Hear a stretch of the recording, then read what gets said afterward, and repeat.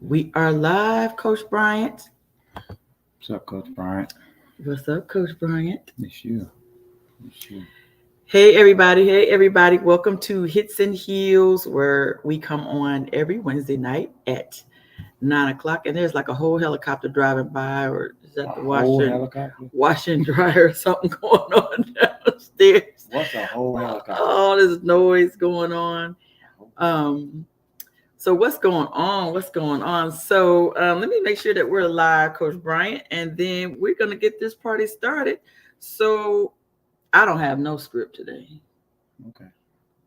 So what do you want to talk about today? We freestyle it. Let's freestyle it. That's how we do it. Looks like we're live. A little bit, and a little bit of the. I guess the first thing is, which has been all over the news the whole week, is the Cam Newton thing. Oh, absolutely.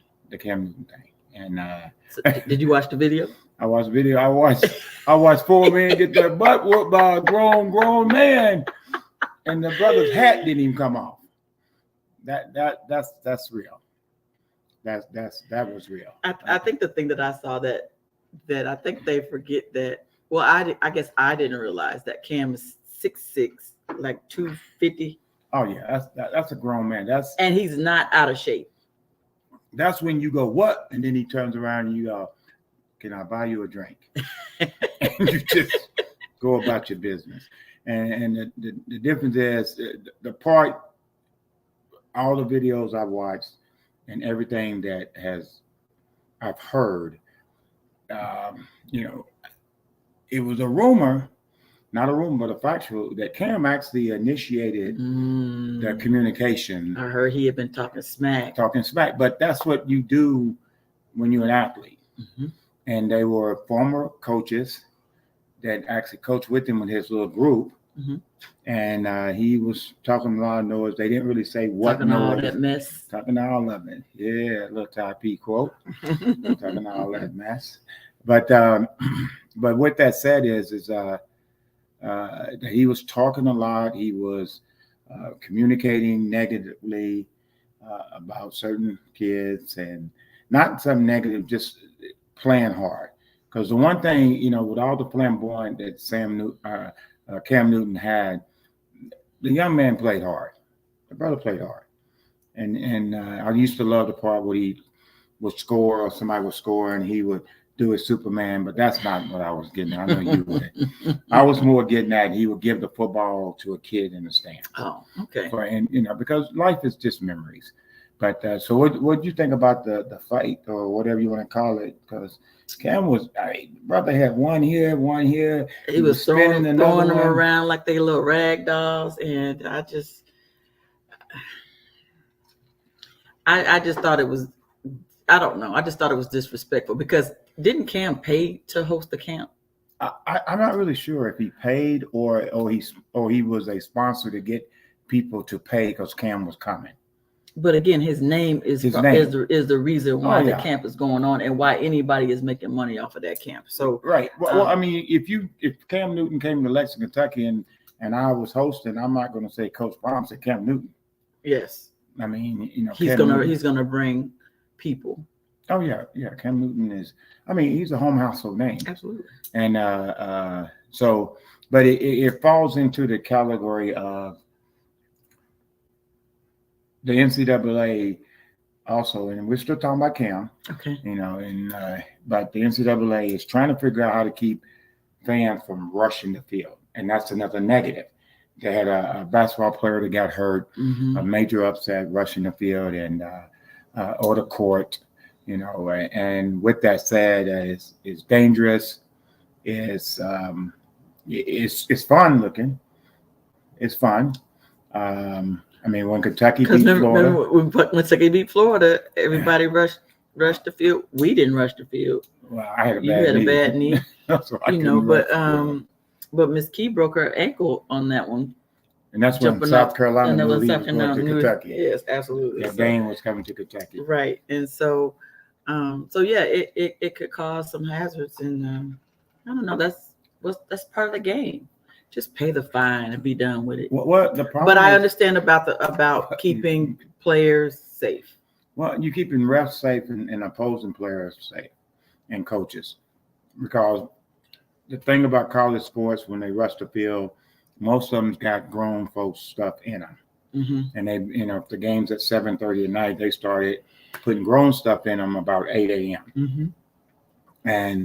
And they think they can go all day and drink, and they feel like they enjoy the game better if they do Because that. they drink and they drunk. And now they're fired up. They're going back and forth, getting in competitions with fans after the game, after they win.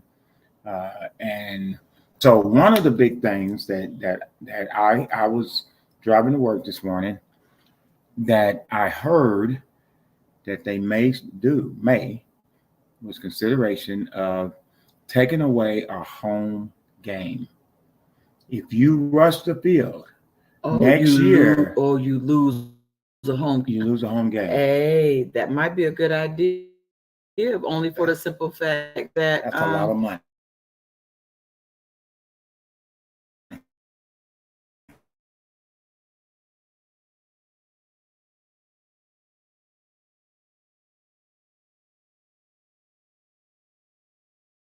that's a lot of money that you lose by there. There We we are. back. We back. We froze there a little bit, so but we're back. We should have a little lag online. We froze there. Yeah, we're back online. All right, sorry about that. The internet gave us a little glitch. Yeah, but taking away a home game, the pros about it is it would make you be with more security. But the bad thing about it, if you take away a home game, you're taking away a lot of people's income for that weekend. Yes. Because when we go to University of Kentucky game, there's a lot of, if you will, employees. Yes. Doing a lot of different stuff. Some of them are volunteers, some of them are not. But even the volunteers get gear. They get something. Yeah. And they either get in the game free, so that saves them money. But I think most people are on payroll though. Yeah, but I'm just saying in general, if I'm not paying for a UK football ticket, UK basketball ticket, and I'm in the game, that's money. Yeah. So regardless whichever way you're doing it in. So your comment on them rushing the field, it goes back to the same thing with Cam. There's interaction with this level and this level, and most people used to stay in their place. So what do you think? I agree. I agree. What? I just agree. No, I agree. I just think that that'll. But how do you still control other people to that level? That's still a lot of people to control, because you can't have that many people, standing around on the payroll just to prevent people from rushing the field. You just can't stop them. Well, I think I feel like wherever your locker room is, or the opposing team locker room, the security people come and they're standing there and they run between you. Mm-hmm. So if the locker room is to the left, the security is to the left. You don't need any to the right. Okay. Because all the players are going to be running left. Right. And, they're moving that way. They're getting them out here. Let's go. And they're getting them off the field. And your security really contains the visiting team, to protect them. Or the home team, whoever's rushing the field. Mm-hmm. The home team is rushing the field. And it protects them and, and gets them off the field safely. Gotcha. Off the field. So I don't know. I mean, again, going back to Cam Newton, just like in high school football, I think it's more of the negative comments is more in basketball, because the fans are right there on the court. Mm-hmm. I was at the Henry Clay at Henry Clay yesterday, watching Brian Station take on Sarah. A very mm-hmm. good game, very heated game. A lot of vocal going back and forth, and somebody said something to me.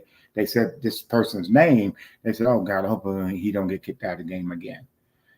It was a player? No, a fan. Oh, a fan. We're talking about the fan. Gotcha. The fan get kicked out of the game again, and I just looked at her and I just smiled, because people are passionate about what they're passionate about. Yes.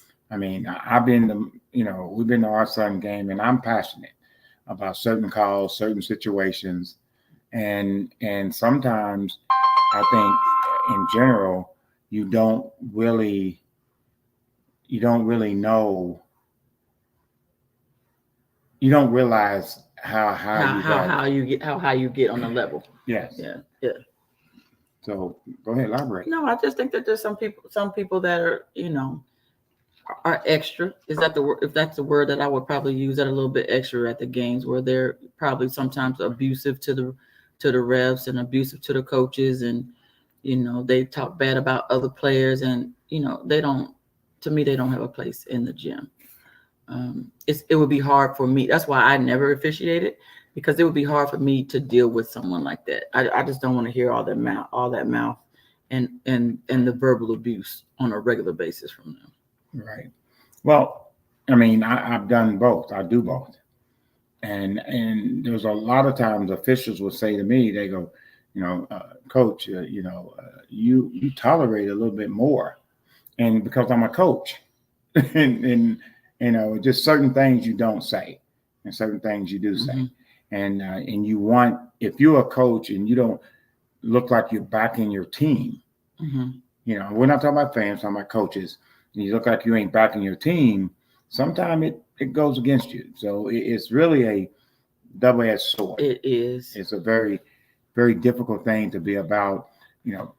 Parents jumping over the fence and coming at officials, and that's the reason why the state of Kentucky has low officials who don't want to do it. And officiating games, if you ain't never did it, it's hard. It's brutal. The hardest game to officiate for me is basketball. Basketball to me is very, very difficult to officiate, and I think it's if you get teams in the middle, you can do a better job. But you get the high level teams that's fast and strong, and then you get the little lower team, you don't know what to call, what not to call. And then you literally can blow the whistle like every 2 seconds. Right. Everybody's smiling and happy into the fourth quarter in basketball. And now they want you to call the walk. And you don't call the walk. You ain't called the walk in the first quarter. And I've been to certain games at Dunbar Center, and the fans jump on it. I've been to the games going back to Newton, is watching a young man thought his son should play more. And everybody thinks their child should play more. Well, that's their child. That's their child. Their child. And the next thing I know what's taking place, is the coach and the father and mom, they're arguing, and they're about to throw some blows. So I don't know. I mean, this is a great topic. I mean, it's a very. It was definitely interesting when I saw the video go around, because you're like, what? You're like, what in the world? But I think the funny part of it was that he went through all that and his hat never fell off his head. Yeah, but he was throwing them. I mean, but he was throwing them. And now you may lost Cam for that sponsorship. Yes, or he might not return back to that camp anymore. Right. Yeah. I mean, and now somebody is getting ready to lose some money. Right. But even though, I mean, Cam's NFL star, MVP. He's comfortable. Super Bowl. He didn't need to be there. Right. He did it out of the kindness of his heart to even be there. He didn't need the money to be at that camp. So, it would be interesting to see what happens, to see whether or not he returns back, or whether or not they ban the coaches that jumped him, or it would just be interesting to see where this. Right, because I know when it first came out, everybody thought it was the players. Yes. And then they found out it was grown men, and because the way he was throwing them around. I'm sorry. Okay, those guys cannot go back to their hometown. It's 3 to 4 of them. Come on, Ma. How you gonna be on videotape getting whooped by Cam Newton? And you got 2 to 3 of your boys. I'm sorry. They need to put those names out so we know who they are, so we can. I can't wait so we can clown. Yeah, but the instigate was based on, but there's certain when in sports, Black athletes are quicker to talk. They're a little bit more flamboyant, yes. Very much so. I mean, you try to get underneath somebody's skin, or you're in competition with them, and then when you get that upper edge, you're gonna tell them about themselves. Yes. And you're not telling them about yourself for the moment. You tell them about for the moment and the future. Yes. You know, this is what I did to you. This is how I did it. And sometimes it motivates you for that. Yes. It motivates you for that. You know, and going back to rushing the court when Kentucky lost to last second shot, was it LSU? LSU. And the last second shot was on their court. Mm-hmm. Okay. Then last night we got a last second shot. But it was also on their court because it was at Mississippi State, right? Right. It was at Mississippi State, but nobody rushed the court. So we had a chance to enjoy that win. But going back to that one, you know, nobody for Kentucky got hurt. No, the coaches got off the court. And again, you got interaction from fans to players and coaches. Doesn't matter how you do it. You got interaction from parents to officials, because the officials are ranked with the players. Yes. To me, you know, you don't run on the court. You don't touch the officials. You don't verbally abuse them. And some officials, I'm sorry, they're kind of sensitive. You know what? There was one. I was at the girls' game this past UK basketball girls' games. Yes, sir. I was at the UK girls basketball girls game because you know my girl Dawn Staley in South Carolina was in town, Right. and there was it was the Florida game, the game last week. The referee the official was very sensitive, Right. and he came over twice to the bench to ask to go get two fans. To go so that they can go talk to two fans because he was getting ready to kick them out. Right. And I just thought he was sensitive. Well, and a lot of times is you have, I don't know, 30,000, 25,000, 10,000, 7,000. They see it this way, and that the guy that matters or the female that matters sees it a different way, and it's not majority. Somebody's going to say something. I don't care. But everybody's got an opinion, and everybody thinks their opinion is right. Oh. Or their perspective is right. But it's called an opinion, so they are right in their opinion. And you just. But I think that's the problem, though, because what's the problem? And I think people get opinion and facts different. Like how many times have we watched a game and people put their opinion on something, and they don't even know what the heck is going on in the game.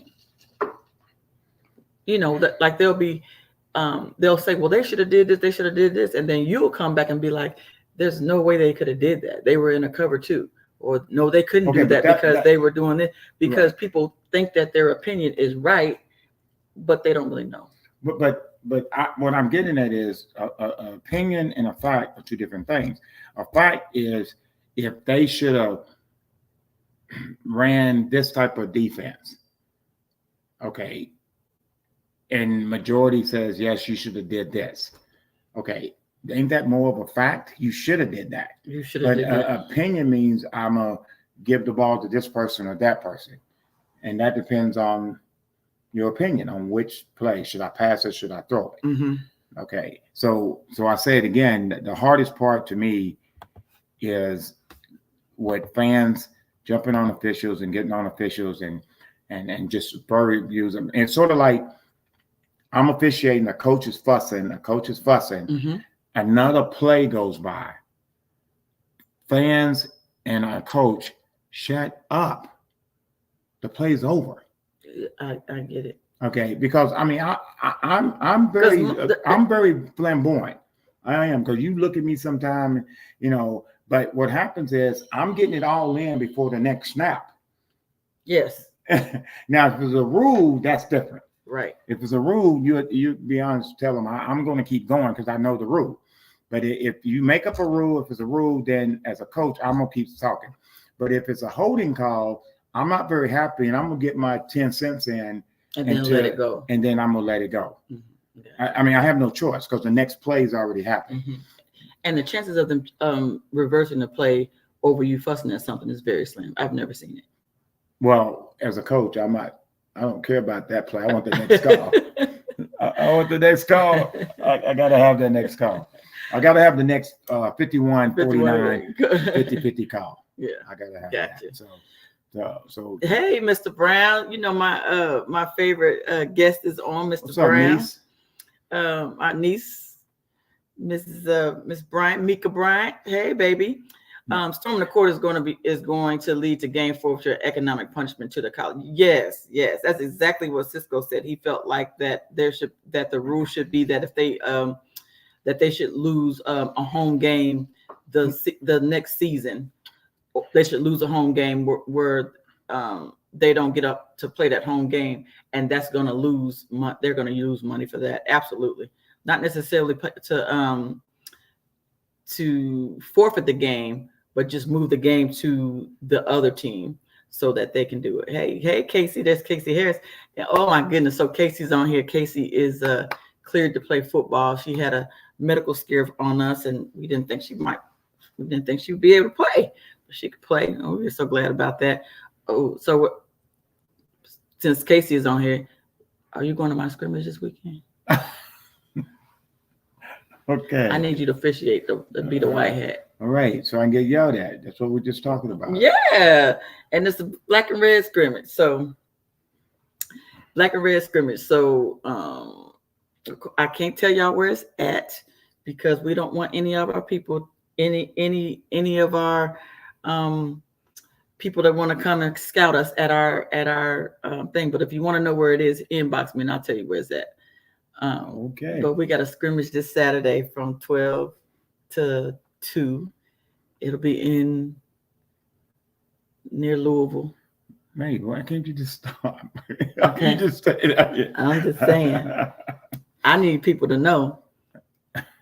He said depends on if he's got baseball. You got baseball this weekend? Who said that? Yes. Casey. She already knows. You do got baseball. Oh. I mean, she already knows. I mean, I'm a baseball coach. We know you're a baseball coach. Bryan Station High School. That's right. I'm very proud of you. Well, thank you. How's your team looking? Because you guys were very, very young last year. All right. Did you set way into another yes, subject? Another subject already. Okay. Well, the high school baseball is about to pick up. First game starts March 11th. That's all over the state of Kentucky. Our team here at Bryan Station last year, tough year. Coach Eric Hagan, outstanding coach, a lot of major college experience and getting the kids for college. And like my saying is, even with my middle school at Crawford, I'm not coaching you for middle school. You're already in middle school. I'm coaching you for high school. Yes. And high school coaches should coach for college. Yes. That's what coaching is, especially at this level when they go up. You coach for the next level. You prepare them for that. So to answer your question, we got a lot of experience because we were so young last year. Mm-hmm. I mean, we were young and we was young in experience based on varsity play because guys there are, some varsity kids are 20. I mean, we had that conversation the other day. It's hard for me to show you a lot of love if you're 20 and then you playing against 15-year-olds. Right. I'm just saying. It's a big difference. It's a big difference. I mean, especially for males, because we get stronger and bigger as we mature, and growth kicks in. So we're going to be competitive. I mean, and we're going to be a lot better than what people think, and we're going to be where most people think we're 2 to 3 years away. Okay. And we've got some outstanding players on our team. We do. We have, to me, one of the best athletes in the state of Kentucky, which I don't understand how he's not getting more offers in football, and that's Cutright. He was the quarterback. He's our center fielder. He's playing a little shortstop this year. He's pitching. He's so athletic, and oh my gosh, I mean, he is so athletic. He's fast. He's got very good height. He took Bryan Station to the championship game. He did. Just had an outstanding game. Played a lot of top teams and played very well against them. And so he's going to be one of our biggest plus, if you understand what I'm saying. Absolutely. But to me, the team in Lexington right now, not watching them play yet, just on paper, is Henry Clay.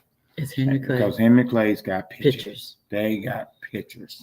They got good coaches. But my favorite pitcher is at Frederick Douglass. We already know. Leighton Harris. Well, Leighton Harris is a home household name. We said that last week. Who was committed to the University of Kentucky. Yeah, he's going to be a future UK brother. Absolutely. So that's a very good thing. So that's taking place. That's taking place. And right now, what's taking place around the city is, and we're going to go back and forth because we're still going back to the Newton thing. I got to go back to the Newton thing. I'm not done with the Newton thing. I mean that's comments. Fans. That's a broad subject. Fans running on the court, coaches hitting officials. It's been some time I wanted to I did. Me too. Yeah, I mean, and I wanted to do that too. We got Dr. Jam on Jam. I call her Dr. Jam.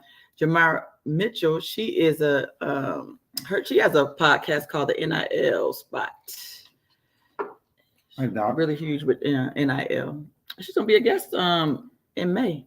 All right. Mm-hmm. And that's a very good subject for everybody to understand because I'm always hearing people talk about what they think NIL is or what they think they do and think what they do. Mm-hmm. We got someone coming on the show with my girl here, Terri, Coach Bryant, that knows. That's going. Yeah, I got a couple experts that's coming on pretty soon. We're going to talk NIL. Yes. Yeah, and that's what you need to do. But what's going on in Lexington right now is we segue over playoffs, basketball playoffs. Basketball, okay. I think Frederick Douglass is playing. Oh gosh, I was going to the game. Henry Clay. Yes, Henry Clay. And the winner plays Bryan Station. Oh, and they both go to the region. Bryan Station knocked off Sarah last night. That was a good game. Very, very good game. 58 to 51. Madison Southern beat Berea in the 11 region district, if you will. 75 to 50. Lexington Catholic 85. Lafayette 54. Great Crosstown, who is the number one team in the state, led, and they are just. I've never seen them play yet. Right. I've only seen highlights, but.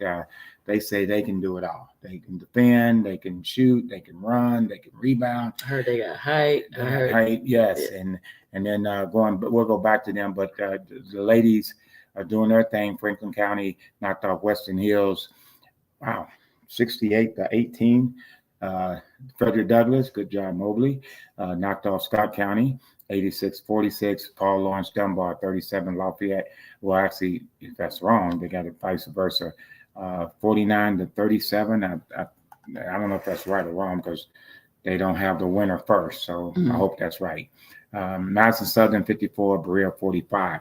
Going back to Great Crossing, they're like the University of Kentucky. Yes.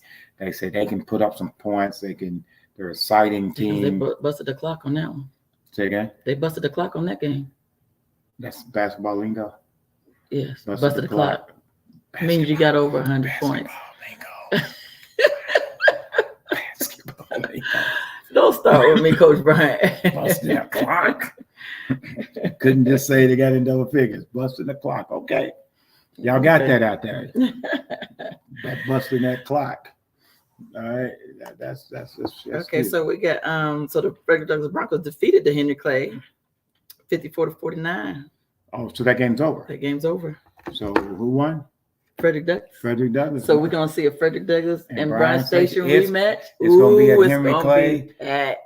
It'll be Friday. It'll be Friday because they're gonna get they get a day off. Friday. Yeah, because tomorrow's the 29th, right? Okay. Tomorrow's Loop Day, right? Yes. Yeah. So it'll be Friday on the first. It'll be at Henry Clay High School. That's where they're hosting, and the one we went to before was packed.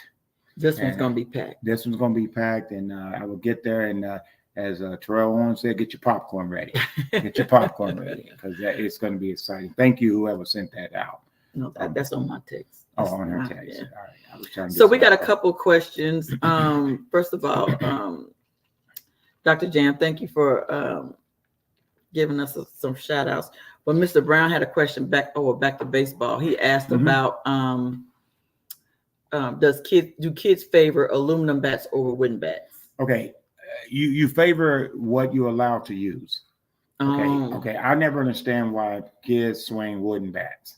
because you don't use wooden bats in high school and down. Oh. And then people pay money to go to a wooden bat because you don't use them. Once you start using them, you wish you could go back to aluminum bat because the ball flies off the aluminum bat so well. Mm-hmm. Sometimes when you play on a smaller field, you want to go wooden bat to protect the pitcher. Okay. Because the ball doesn't come off. Is that why Ty had a wooden bat tournaments that we would go to? Yes, quite a bit, yes. Because it keeps the ball inside. It's not hit so hard back to the pitcher. Because, and what she's talking about is, like a lot of them, they play travel ball. Mm-hmm. And most of the kids play travel ball are very good. And they can hit. And sometimes the pitching may not be. They may have a couple good pitchers or 2 or 3 good pitchers. And then all of a sudden it makes a difference. So to truly answer your question, I'm gonna use an aluminum bat until they tell me I can't use it. Mm-hmm. Because the ball flies off of it. Gotcha. And suddenly you getting a double, you're gonna get a home run. Gotcha. That was a good question, Mr. Brown. Very good. Thank you. And our niece, Mika Bryant, her question is, how do you view the relationship between academics and athletics? Well, I think it all depends on. That's a very good question. I think with the academics, it's what you vision your future is and what's been programmed in you. Because some athletes, male and female, just want to stay eligible because they haven't grasped that eventually you're going to stop playing this game. Mm. Okay. And a lot of it has to do with is how disciplined you are, because academic is, I got to read, I got to study. I'm not going out to the club, because that's a lot of what it is. That's all it is. You get to college, you can read and write. And the main objective is you have to channel that reading and writing day after day. Instead of you hanging out with your boys, you saying, I'm going to go read, I'm going to go take this test, I'm going to go study for this test. And then the next thing you know, what takes place is you do very well on the test. Instead of you hanging out for 5 hours, you're only hanging out for 2.5. Okay. And that's academics to me. Okay. So my perspective about academics and athletics is you're a student athlete first. So you can't be an athlete on the next level or on any level without getting the grades. But if you are a high school student and you have a desire to go to college, the higher your GPA, the more options that you have for colleges that are available to look for you. But if you don't have that GPA, then you limit your options. So we see a lot of players that are probably really good. They probably should be major Power 5 D1 players, but end up having to go to junior college or someplace smaller because they don't have the grades. And so that's my take on my perspective. Yeah, and that's a true fact. I mean, it's, the hardest part about being an athlete, and I was fortunate in yourself was too, and people don't know how hard that is. You're sore and you're hurting, and all you want to do is sleep and lay down. You twist your ankle, but you got a test in 2 days. Mm-hmm. You got to study. And you're aching. And I know somebody out there is thinking, well, you're on scholarship, you don't have to do this, you don't do that. But the biggest problem is I said before, take your car and get it serviced. And you need a part that costs you $100. That bill ain't gonna be $105. That bill's gonna be $500 because labor is amazing. And that's athletes. They have to eat right, they have to sleep, they have to do the right thing, because that's the production that they need your body to be. Mm-hmm. They need you to gain weight or they need you to lose weight. And then all of a sudden you got to go study for a test and you're starving because they're getting you to lose weight. Right. And you're trying to keep that A up.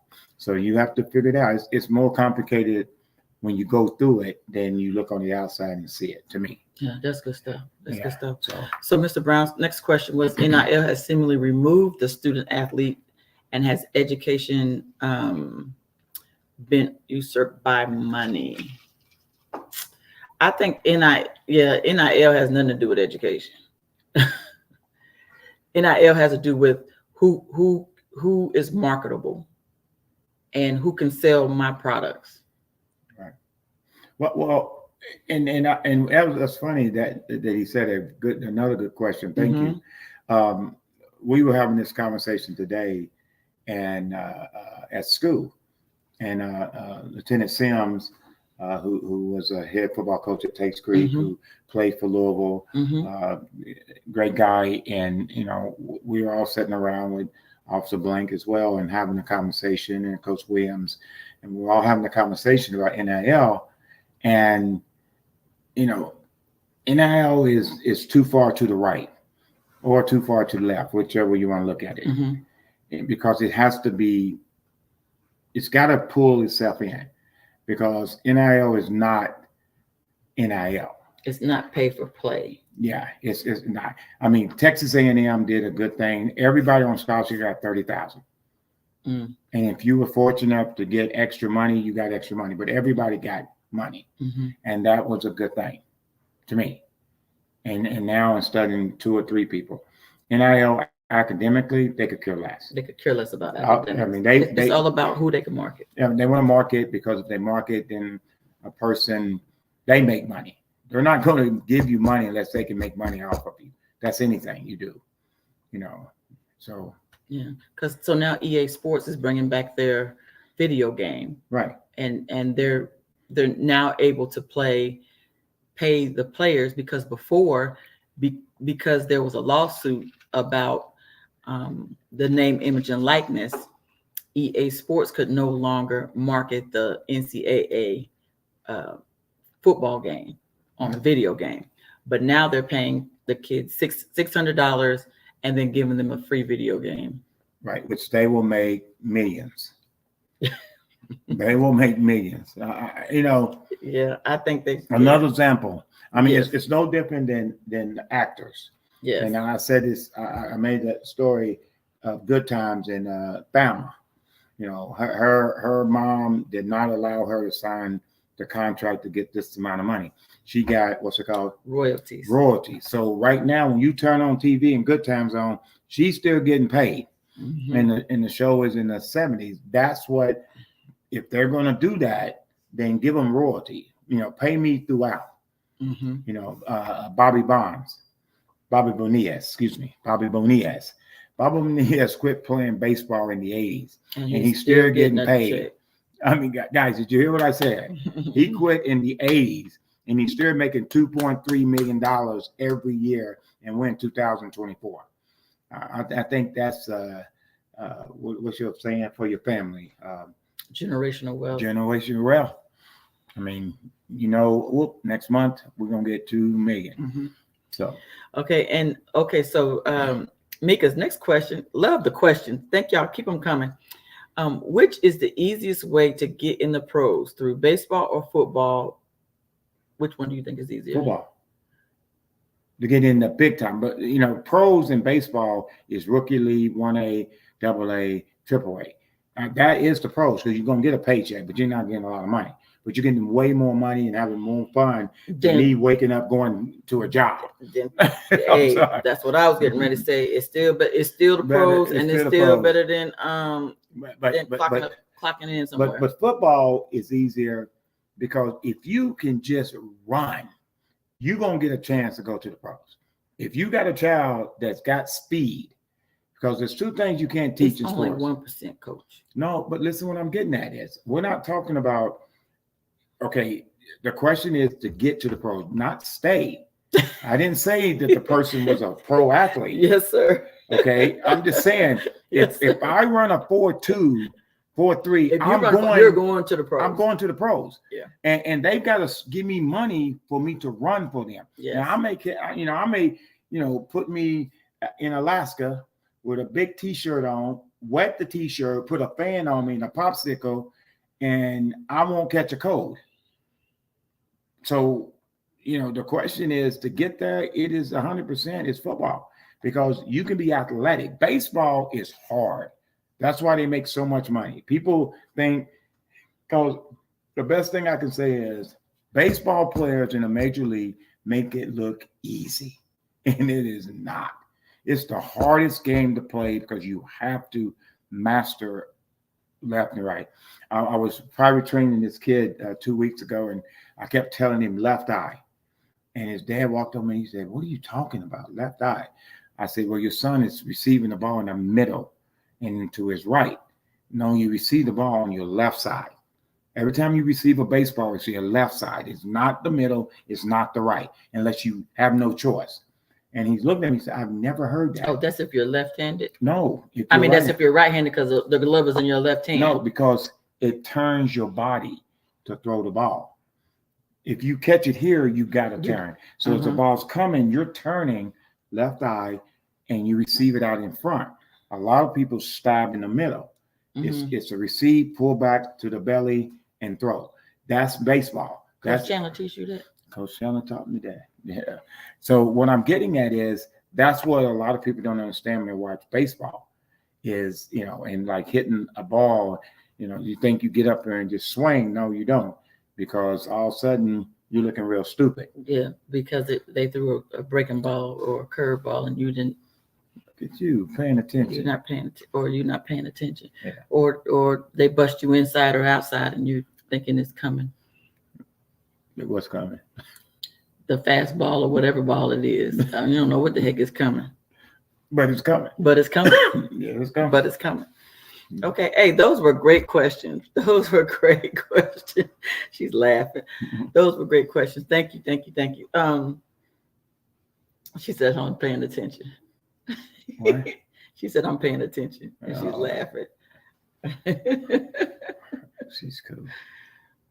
So what's next, Coach Bryant? Well, I don't know. I'm still stuck on running. You're still on Cam Newton. I'm on Cam. I think that's a real topic. That's a major topic of touching coach. I mean, officials. Official in New York got hit in the mouth. A parent ran on the field, hit him because to them he made a call, and you missed 25 free throws. So hit the free throws. Yeah. We watched a good little game tonight. We got to give a little pub out to our Crawford Cougars. They finished the A team is done for the season. They played hard. They did what they needed to do. A couple plays go one way or the other, and then the next thing you know, we go from there. So, so got to give them the props, and now just get ready for track and get those academics up and go from there. Okay. Mika's still on baseball, and then I'm gonna go back to Mr. Brown. So she said, when you think about baseball, what's the number one thing a kid needs to know about baseball? Number one thing. Focused. Focus, because baseball. I mean, you got to be focused because it's boring. If you're sitting out and hold on, time out. We're not using the word boring. My bad. It doesn't have a lot of excitement. So let's say you're a left fielder. Okay, are you could be in left field all day, 9 innings, and never get the ball hit to you. Okay, and that's why they get paid so much. And then and I keep saying it's the hardest game because it's you have to stay focused. You got to stay focused and mentally ready for the next play. And the thing is and back to your boring thing, Ty Bryant's at the plate with EKU. He hits a ball down the right field line. The bases is loaded, and he gets an inner park home run. That's not boring. That's not boring. Now that was exciting. That's not boring. That's not boring. And for the other babies to get on base to make it happen. Yes. It's excitement. It builds. And the pitcher is throwing and he strikes you out. The anticipation on every pitch is amazing. Is they going to get ahead or are they not? Gotcha. Oh, your sister Yvonne asked a baseball question. She loves you. Oh, love you too. He said, "Great point, Coach Terri. The point about it being boring." Who said that? Mr. Brown. I don't know which one he's talking about, but he said we have edged into the era that juveniles are in front of dealing with millions and are being manipulated by greedy adults. Yes. The pressure of kids being told to go to the NBA based upon mock drafts, and the shepherd is not ready for the NBA, nor is Bradshaw. DJ and new policies need to be. Oh, so you don't think so? Are you saying that basketball should change the rule. So like football. So like football and baseball, if you enter high school, you have to do 3 years. Or do no. Don't you have to, or do you Yeah. or do you or can you graduate? Okay, baseball, if you don't sign your first, like Brock, you have to go to college for a period of time. You have your chance. You can go straight out of high school to Major League Baseball. That's the only one you can do it in is baseball. Mhm. Because different football is because you're going up against 30, 28, 29, 27 grown men. It's a collision. Basketball is totally different. Basketball, if you got that skill rate, I mean, this is even in the 60s and the 70s. Yeah, because at one time you can go right out of high school and go right into the pros. Who was the first person that went out of high school, went to the pros? Moses? No. Who? Daryl Dawkins. Daryl Dawkins. Dr. Dunkerstein. Dr. Dunkerstein. He was the first one to do it. And he struggled his first 2 years. But you know, from that perspective, if I come out of the University of Kentucky and I'm an engineer, I'm not a great engineer when I go to IBM or if I go to Toyota. Mm-hmm. I'm a better engineer in 2 years, but now I know what to do. I'm not recommending you leaving high school to go to the pros, but I'm saying if your upscale allows it, then that's why you shoot every day. That's why you study. That's why you understand the game. You know, it's no different than an attorney. If I'm gonna be an attorney and all of a sudden I pass the bar and I ain't got to go through this and that, I'm gonna get the job. Now I won't be a partner yet until I prove myself.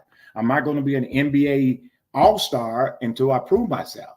Mm-hmm. Okay, does that make sense? It makes sense. And so in my mind, the hardest one again is to me again is Major League Baseball.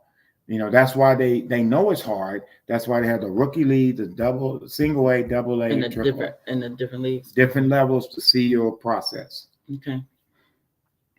Okay. So, and he was talking about boring sports. He said North American basketball is a mess in college and in the NBA. I don't. It's a mess. All I can say is a mess. What makes it a mess? So the NBA is a mess because we all know it's like professional sports. It's rigged, and so they don't. To me, it doesn't get good until the actual Final Four or the playoffs, and that depends on who's in it. If you can, you're not gonna be able to see that. If you're not going to be able to see it, I think for college sports, the only reason why it's a mess now is because of the one and done. You know, because you don't get to see players be in 3 or 4 years and be able to follow them, and then they win championship. But the NIL is. I mean, look at North Carolina; their guys are 26. They are. They are. They're 24, 25, I think 26 that NIL has helped a lot. Well, I think that the NIL will change the game for basketball because I think it will keep players in college longer than normal. Right. I'm not putting somebody on blast, but people hear what I'm getting at. There was a player that played on our team, and we sat in the lobby. He came up on a recruiting trip. We was happy he came to us. And we're sitting there, and he walks up there. He had a brand new socks, underwear, T-shirts, and 3 shirts, and 2 jeans, and 2 pairs of shoes. And we was like, we'll go down and help you bring your stuff up. He said, that's all I had. Okay, that kid is thinking, I got to get to the NFL. I got to get to the NFL to help my family. Okay. NIL is stopping that kid because he is good, and now he's making $1 million, making 100. And so I think in that way it's good because now the kids actually staying in college. And what are you doing in college to be eligible? You got to be able to read and write. You still have to get your grades. You got to get your grades. So now he's closer, or she's closer to a scholarship. I mean, not scholarship, graduation. Mm-hmm. Because then that maturity kicks in, because, everybody thinks an 18-year-old thinks like a 22-year-old, and they don't. My first 2 years, I didn't even think about, am I going to graduate? Then all of a sudden, people start coming behind me, they're sophomores and they're freshmen. And my biggest thing about anything you do in sports, everybody's got to start thinking, these are babies. And first of all, if they're 18, open your biology book. The front lobe is not developed yet. It's not. They're babies. And everybody see them big and strong and fast. Those are still kids. Those are babies. And when do your front lobe develop for maturity? 22. I go back to North Carolina. Why do you think they're so good? Because they're older. They're older. Yes. I mean, people don't understand when the NCAA and they're talking about what's the number one team in the nation? Hold on. And they're talking about certain teams in college basketball, and like Houston, Purdue. Purdue is a veteran class. UConn is a veteran team. Tennessee is a veteran team. And NIL is going to help, because it's going to keep the kid there. It's going to keep him in school for grades. It doesn't. He's got to be eligible. He's got to be eligible. Yeah. And that's what people keep forgetting. Kentucky keeps getting these young babies. If they get a couple of players that's older, and they stay 2 to 3 to 4 years with these young superstars, they'll get over the hump like they did in 2012 and finally get the championship that they should have gotten 4 or 5 other times. 4, 6, 7, 8 times. Okay. Go Cats. So, hey, Coach White's on here. He said, "Preach, Coach. How are you?" What up, boss? I gotta go back. Okay, Coach Terry, when is the Dallas Cowboys going to win another Super Bowl? LOL. That ain't happening. So, okay, move on. So, what's behind you? Scoot out of the way so they can see. Scoot over, baby, please. Lot. Okay. So this is my take on the Dallas Cowboys. Why they're never going to win a national championship. You mean national? A Super Bowl. You don't know. This is the reason why. Because haters, they get paid more money off of the haters, because they have been insignificant. Right, Tiffany, go Cowboys. They have been insignificant for years. And the only reason why we're still significant and probably the number one grossing team $8 billion. is because they make $8 billion. Haters always, so they hate when we win, because so when we win, then nobody's talking about the Cowboys. But when we lose, everybody's talking about the Cowboys. So then why would we win a Super Bowl? Because they make more money, because they get free publicity every Sunday when if we lose.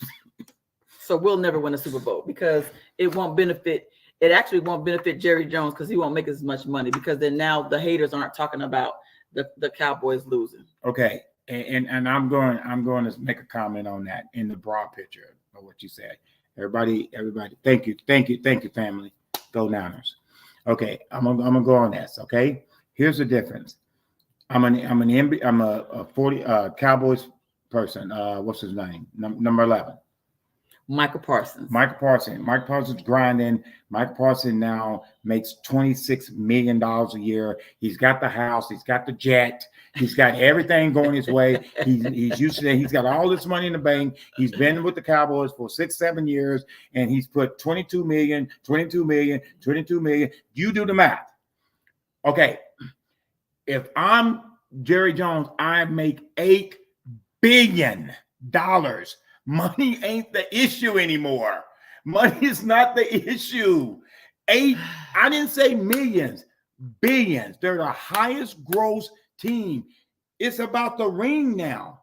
It's about the ring, because Jerry Jones is going to leave this earth, and he's still going to be $8 billion. He's not taking anything with him. His kids are going to leave this earth. The grandkids, the great-great-grandkids, the great-great-grandkids. It's now is production, just like Irvin got mad because he was fired up about them not winning. Because I get it if you are the I agree. Emmitt Smith was mad. I mean, everybody mad. Jimmy $8 Johnson was billion. mad. They didn't put Jimmy Johnson back on the advisory council for the Cowboys. I'm just because, saying $8 billion. It's about winning. It's about winning. I love you. If it was about winning, then he should have fired McCarty. Baby, y'all keep firing coaches left and right. When was the last time we fired a coach? The Golden Boy. He was there 50 years. He was there for 7. No, it was longer than that. Oh, was it? Yes. I wouldn't know because I'm not a Cowboy fan. I'm just saying he was there way too long. I'm just saying. Yeah. It's $8 billion. He said the chronological of the Cowboys' failure over the last 2 decades has been Jerry and the firing of Jimmy Johnson. I totally agree. If Jimmy Johnson would never have gotten fired, the Cowboys would have won at least 3 or 4. They would have been like Kentucky. They would have won way more. Matter of fact, if Jimmy Johnson would have been coaching that last game that they played, that they should have won, the Cowboys would have won. Okay, and I'm gonna go back to this. Okay. Bay. Okay, they need to name the Dallas Cowboys Jason Timberlake. Quit crying a river. Okay, the bottom line is the players got to be productive. Okay, you got to make plays. Like, what did I say about my Niners losing? They blaming it on the coach. They fire my defensive coordinator. You got to make plays. As players, you get paid to make plays. Now, you can't blame coaches on certain things. You got to make plays. You can't let a guy catch a 11-yard out and you're 14 yards deep. I mean, improvise and adapt. You got to squeeze down on that and let him catch it at 9, make the tackle, turn the ball over. That's sports to me. Mm-hmm. That's what you do. Yeah, I agree, Mr. Brown. I thought them getting rid of Steve Wilkes was a cop out. I'm not sure what that was about. Well, and then the guy that they're getting ready to get in is not a better defensive coordinator than Wilkes. Okay, he's garbage. But here's the problem with that is, as a Niner fan, and y'all easy now. This is my last day. Then y'all can dog the Niners about losing Super Bowl. It's too early now. Too early. I'm still sensitive. Too early. But with that said, is him the philosophy of the last 2 defensive coordinators who's now head coaches, the Jets and Texans. Yes. Okay. Shanahan and those 2 were on the same page all the time.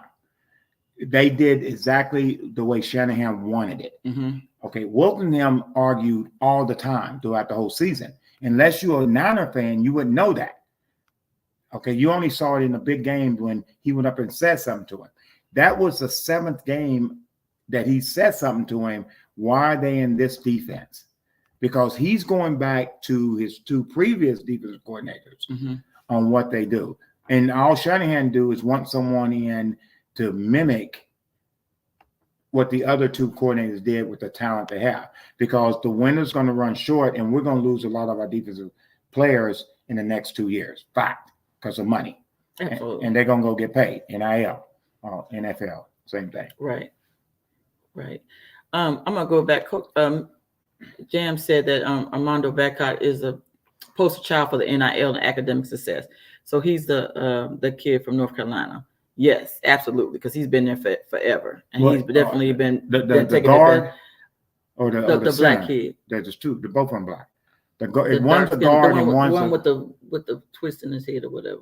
They both got twisted in the head. Oh, I don't know. I'm saying one's a guard and one plays inside, and he's been there forever. I think that's the one inside. Yeah, both of them been there forever. Yeah, forever. No, she's talking about the big guy inside. Oh, yeah. Yeah, he's been there. He's been there since Ty was in the 3rd grade. And they're in college together. And then Coach White said, "Go Chiefs." That curly hair guy is a bad man. Yes, what did he say? He said, "Go Chiefs." That curly too hair early guy is a bad man. Stop. Yeah, he is. It's too early. Too early. You know, they talking about doing putting a franchise on my cousin, Jadarius Sneed. He's the best corner in the league right now. He done locked down everybody, all the studs at wide receiver. He's knocked them all down. I don't know why they did that either. We might have to talk about that. They didn't have the money to pay him yet. You know, so they're letting. So I think what they're doing is they're allowing him to kind of shop around to kind of see what other people are going to offer him, and then to see whether or not they'll just counter. I don't think that they want to come up with a price and then it ends up being over the value of what other teams are feeling that he is. So I think they're just trying to figure out what his value is. So they're trying to see what other teams are going to offer him. Okay. Of course, Tiffany, they hate us because they ain't us. That's the truth. Did you ever like the Cowboys? I don't recall. He grew up liking the Cowboys.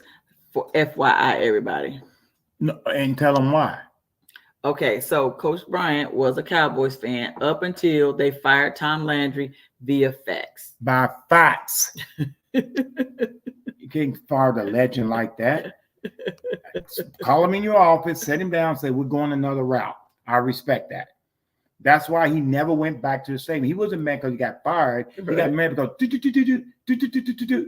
get out of my chair. That's what Jimmy Johnson said to him. Right. Oh, Tiffany said, I need the teams worth $4.5 billion who have never won a Super Bowl to be held to the same standard as the Cowboys. That's all I'm saying. That's all I'm saying. Nobody's $8 billion. That's all I'm saying. Ain't nobody close to the $8 billion. Who is second? Let me think. I read this the other day. I mean, $8 billion is a lot of money. Mm-hmm. After you pay your bills, $8 billion is a lot of money. That's a lot of money. So that's a lot of money. Yeah. So your sister was reminding you that you used to like Cowboys, and you did. You did. Hold up, hey, niece and sis, if you hear that, we don't need to give people free information now.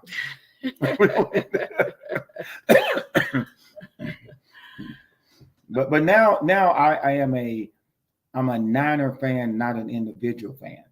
If you don't play for the Niners, you don't. When Jerry Rice left the Niners, I never talked about him again. Mm-hmm. But when he retired as a Niner, like Ronnie Lott, he retired as a Niner. Okay, so I'm a Niner fan, not a individual fan.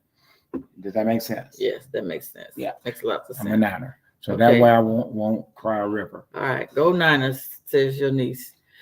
Oh, Charlie Darrington is on here. She said I liked them when my friend Mark Higgs was there.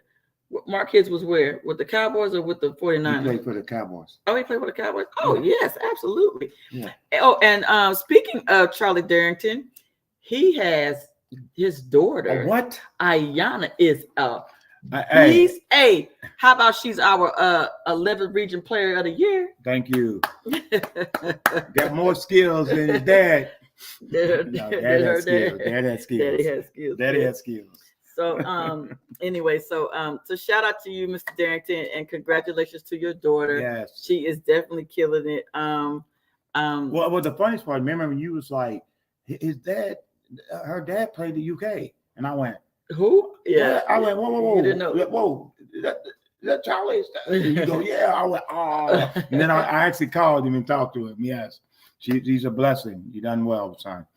Done well. That's good stuff. Anyway, I'm proud of her. I'm a fan. Let her know the Bryants are a fan. 100%. Yeah, we love her. Matter of fact, they play tomorrow. They didn't play today. They didn't play tomorrow. They played the championship game when the championship game. I don't know. It's got to be this week. Okay, yeah, it's coming up. And then Uncle Dale is on. So my Uncle Dale is on. My Uncle Dale played football at Alabama State with a good friend HBCU of ours. With Big Lunch. Big Lunch. Hey, so. Oh, what's the most memorable experience you've had in coaching kids? We're out of town, but we're good. What's the most memorable experience you've had in coaching kids? When they actually grow up.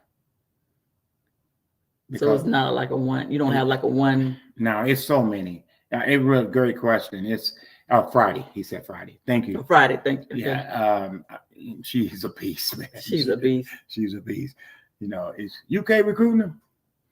I'm just want to ask that question. They need to because they need some size. One of them, it would have to be just kids growing up, and then they remember what you said to them. Because I get that a lot. Oh, absolutely. Yeah, I don't realize I say guys a lot. You know, they remind me of that, and that's pretty good. Your nephew's too, and he can dribble like really good. You should see him, Coach. He's the bomb. Okay, so that's it. I'm Mr. Darrington. I'm going back to the girls' game. I'll check it out. Is that going to be a double header? Is that going to be the girls' game first, and then the boys championship game afterwards at Henry Clay. They I'll find change it. it so Yeah, much. I don't know. We'll find it. Yeah, we'll find out. Stevenson Reach changed. parents must guard their son from the hype. The Bluegrass Jesus name is going to be pressure, and it's not fair. It's not fair. It's not fair. But I think he's the best player on the UK's team right now, to me. And I don't understand why he's not a starter. Why not give that energy at the beginning of the game that he has at the end of the game? Why not just go ahead and start off with the energy with him and Dillingham from the jump instead of bringing them off the bench? Okay, let's go back to the Pistons. Who is their guy coming off the bench? Benny Johnson. That was the spark they needed, and he would bring that spark. He would bring that. With this team right here, that's the puzzle. Mm-hmm. Okay, if he would have left last year, okay, he would not be as dominating and showing his skills because they would have gave the ball inside to the young man. It was, the big man that went to the NFL. I mean, in NBA. The big that came from West Virginia. Oh, yeah. Sheway, because Sheway would have got inside, did his move, and everybody's standing around. Mm-hmm. This group right here fits his style of play. So when the NBA is going to get him, it's going to be a team that says, okay, he fits this style of play. Mm-hmm. So I think the blessing, amen, blessing is God told him and his mom and his dad, he let him stay one more year, go with this thing. You don't think Reed makes him look good? You don't think what's Zero's last name? The guard that shoots and that can penetrate. Yeah. God, what is the kid's name? And I just think it all fits in a circle, and it's a blessing. He said those young guys have agreed to their roles unselfishly. They love the chemistry. Yes. Yeah. I think but why are they losing? Well, they don't play no defense. They need to play some defense. Well, my thing on basketball, it ain't defense. You can't give up 70 points and say I play defense. Yeah, it stops. It stops. It's 100%. Dillingham. That's what I thought. Dillingham. Yes, thank you. I mean, that young man is NBA ready. He's ready. And Shep is too. Shep's ready too. But Dillingham, oh my God, he can go in and out. So that makes you have to honor him. Then you got the big man's inside. You got Big Z. You got okay. So why do we not just bring them, start them? What did Mr. Brown say? Everybody has a role. Stay in your role as it's a company. You do this. You do this. You do this. We production at Toyota. You do this. You do this. You do this. Just because you doing that when you at the end and that makes the car go better, don't move forward. That's all I'm saying. Absolutely. That's all I'm saying. All right. Well, I guess I'm trying to think. Was there anything else? What did we miss? Okay. I swear I didn't make any notes, so I'm sorry. I just we chopped it up. We just chopped it up, and we're just winging it. I do have an announcement. An important announcement. So March the 9th at 1:30 at the Lyric Theater. Why are you pointing at me? We're going to announce the 2024 class of the Lexington African American Sports Hall of Fame. Leyshoff, yes, has completed their selections, and the announcement is going to come out on March the 9th. So at 1:30 at the Lyric Theater is going to be the official press conference. And guys, everyone that can hear this, or if you brief and hear it, it's a great thing. It is just honoring and going back, and because all you have, no matter what you do in sports, and Mr. Brown can relate to that, is no matter what you do in sports, no matter what you do in life, all you have is memories. Yeah. And the greatest thing about memories is it's something producing. This song came on the radio, and I don't really listen to radio a lot, but this song came on the radio. If you would have told me 30 seconds before that song came on to sing that song, I couldn't. Right. But when that song came on, I knew every word. That's what it's about.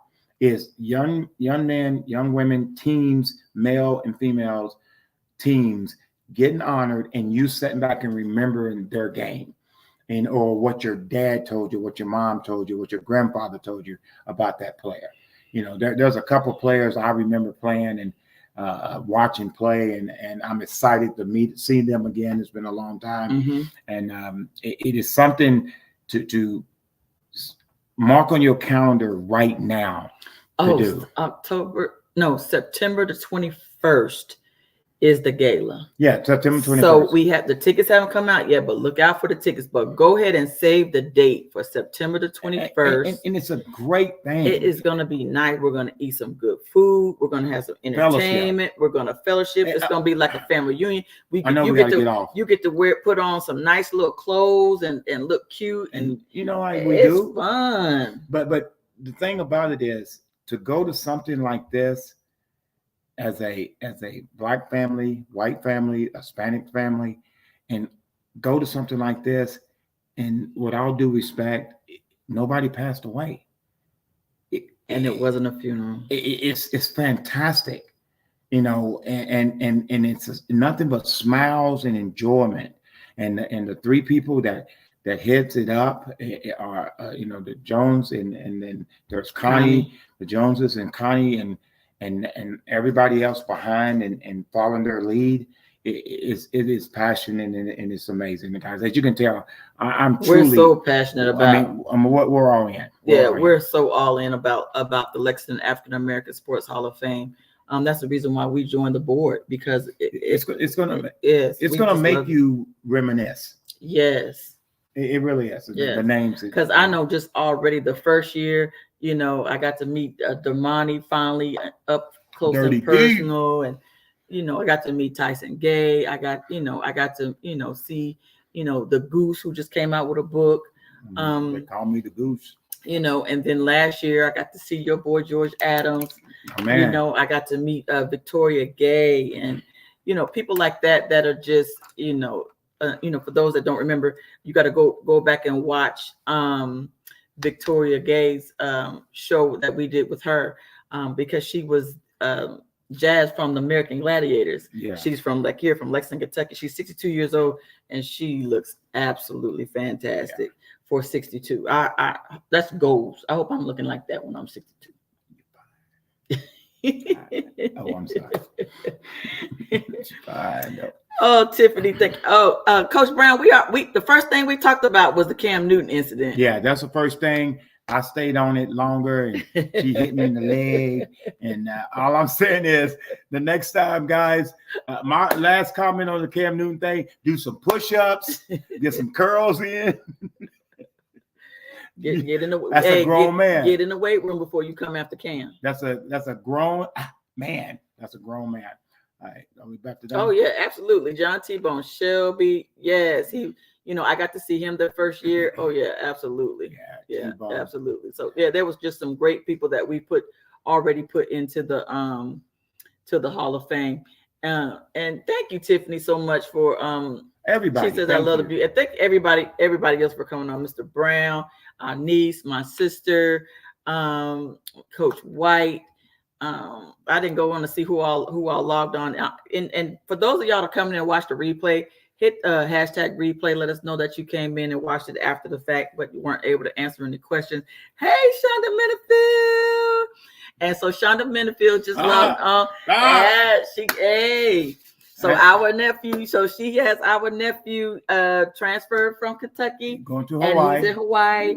So everybody go and so I think we had to get some regional sports package, because we got DirecTV. But we had to get some regional sports package so that we can watch the Hawaii games, because the Hawaii games will probably be on late. So but that's what makes it great. But we didn't care. So we like the fact that they're 6 hours behind, so that we can catch the games late. But they're not 6. Not that far behind. Yeah, they 6. Yeah. Oh, it's been a long time to Hawaii. But all I know is I'm excited to watch him, and I mean that. I can't wait. So we as soon as he went, we got the package, and we're gonna watch him. And Crowder, my man, 5 hours. 5 hours. Mm-hmm. So I was wrong and right, because I had us at 3. You had us at 3. I knew it was at least. I thought it was like 6. Yeah. Right. So DeKel Crowder is now at Hawaii. Number 6. And he's wearing number 6. Wearing number 6, because a lot of times you only know them by their last name and their jersey number. Mm-hmm. And that's what people relate to you with, no matter what you do in sports, especially your jersey number, because that automatically clicks. Ooh, that's so and so. And in number 2, number 3, he's a homeboy right here in Lexington, Kentucky. Absolutely, he's our nephew. He's a homeboy right here in Lexington, Kentucky, and that's what I love about it. And he played at Frederick Douglass, and he's done his thing. And academically, the same thing. He's very intelligent. Everything he does, he done a fantastic job. I mean, he's a great young man. Great kid. He's a great young man. Yes, and that's all you want, a godly young man as well. So that's tight. Okay. Well, anybody that wants to do a shout out, we're done. We're getting ready to load this up. We can win an hour and 15 minutes. Let me do this. Let me do it. Let's take a moment. Who's doing the shout out? Give me a second. Shout out. Okay, just a second. We got to go down a little bit. We got to get love. We got to get love and prayers for Erica Jackson. Oh, I'm sorry to come late at the end, but that's our sister. We love her, and lost her twin brother late last night. And everybody that knows Erica Jackson, played at UK, coached. She's a legend coach. She's at Clark County.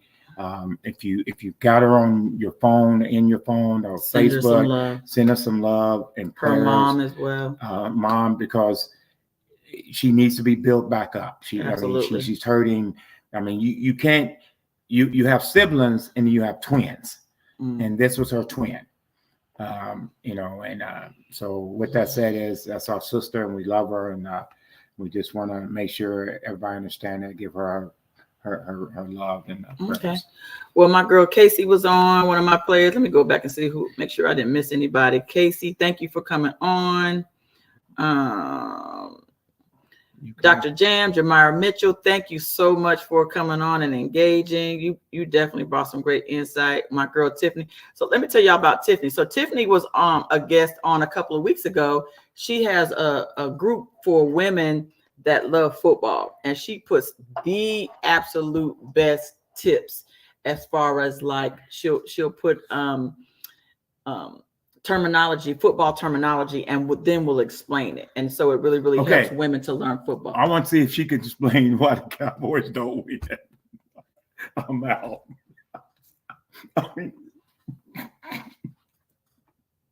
Come get y'all, boy. Come get him. Come get him. And she has for that, she's a genius. Come get him. I'm just messing, babe. Come get him. Y'all come get y'all boy right now. Mr. Darrington, thank you for coming on. Yes. Uncle Dale, thank you for coming on. Family. Make sure I got everybody. So, and of course, Mr. Brown, and of course, me personally, my niece and sis. Absolutely, Shonda, thank you for coming on, and babe, thank you for coming on and being a guest again. Yeah, she only gave me an hour notice. Okay, it was 9. Okay, well, next week. I got a treat for you. Oh, I'm not a treat? Yeah, wow. You're a treat. And then when is March Madness? No, when is Selection Sunday? Selection Sunday is 17th. And then the Wednesday after that, we got my boy coming on, Mr. Kenny Walker. Skywalker. He's going to come on, talk a lot about what his NBA look, the way the NBA is looking now, way the selection. Get his insight from his perspective. He's done it. He's been a broadcaster. He's played it. Legend, Hall of Fame at the University of Kentucky. Won the slam dunk contest in the NBA. I can go on and on. He's a very close friend, and I'm excited. I'm not going to come on with him. I'm a setback, and you're coming on. And just to let you know, we're very honored that we gave him notice, and he fixed his schedule for us. He did, and that was very nice of him to do that. And so Mr. Skywalker's coming on, and it should be fun. It really should be fun. Okay, well, Mr. Brown, right here, he said your passion for Sports Terri is fabulous and intriguing to your podcast, and Cisco Z for the game is great. Yeah, thank you so much. I appreciate it, and you're welcome, Tiffany. I love your group. Your group is absolutely fantastic. Okay, well, y'all, we're done. We're done. We're done. Go Make sure you Cats. go to go and like the page on Facebook. Go and like the page. Like us on Hits and Heels on YouTube. Make sure you let me see. That's it. Oh, my schedule is out. If you go to my page, the schedule for my team is out. We're playing at Holy Cross this season for our home games. Again, we have if you're interested and want to go see us play, we have our black and red scrimmage this Saturday, but you got to inbox me for the location because I can't put that information out. All right. Anyway, I love y'all. Thank y'all for tuning in, and we'll see you next week. Bye. Peace out. Deuces. And